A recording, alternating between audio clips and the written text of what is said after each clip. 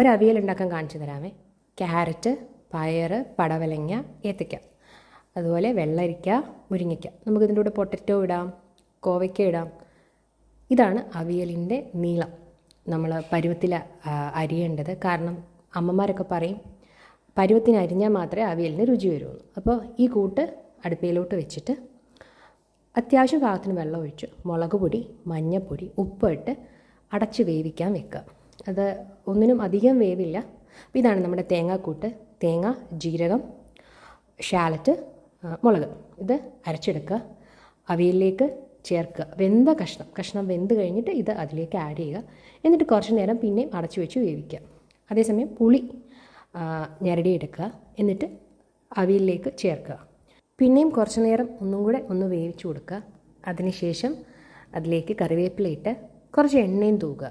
എന്നിട്ട് അടുപ്പയിൽ കുറച്ച് നേരം തീ ഓഫ് ചെയ്ത് വെച്ചിരിക്കുക. നല്ല സ്വാദുള്ള അവിയൽ റെഡി ആയിട്ടുണ്ട്.